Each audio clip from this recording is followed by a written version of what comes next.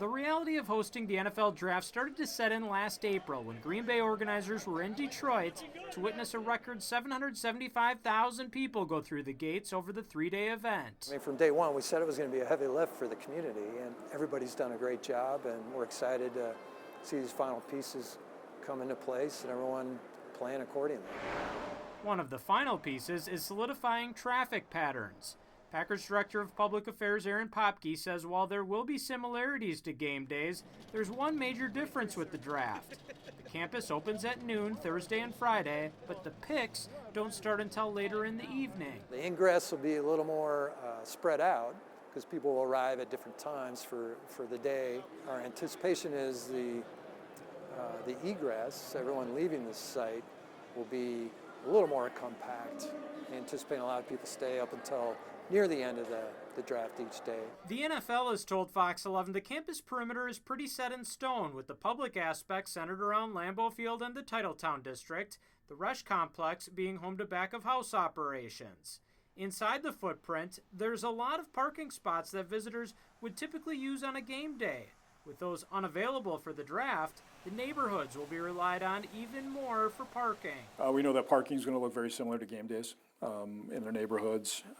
Some of the remote parking locations that have popped up will assist with some of the vehicle control around the footprint. To get to the draft campus, a major difference from game days is Lombardi Avenue will be closed. So you'll see more traffic on places like Ashland Avenue, Mason Street, things of that nature, because we're gonna attempt to try to disperse that traffic on those corridors simply because Lombardi will be closed as part of the campus. Ashwaubenon Village Manager Joel Gregozeski says the Lombardi Avenue exit from Highway 41 will be open, but visitors are advised not to use it, especially because it will be difficult to access the neighborhoods for parking.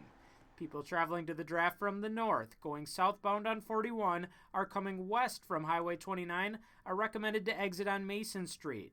Those traveling from the south, coming northbound on 41, are recommended to exit onto Ashland Avenue.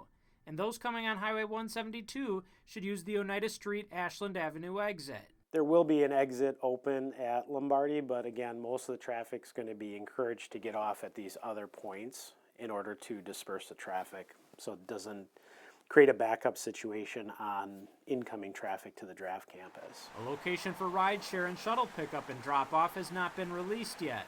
While the Brown County Tavern League announced in December it will be offering shuttle rides around the Green Bay area, a draft committee is working on a broader shuttle system for visitors staying at hotels farther away. Right now, the biggest challenge is the communities around the state of Wisconsin that are running shuttles.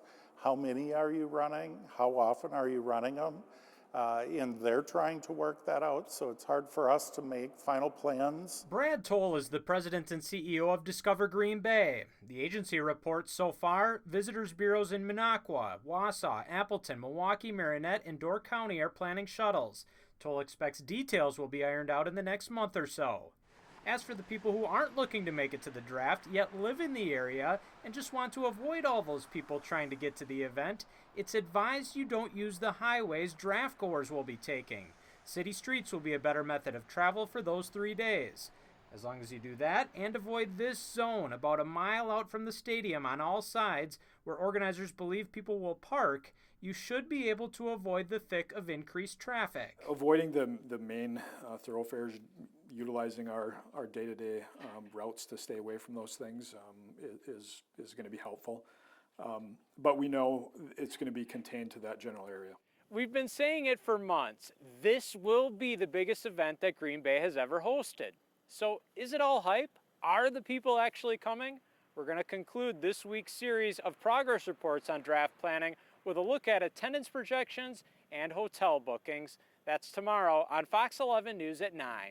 In Green Bay, Ben Krumholz, Fox 11 News.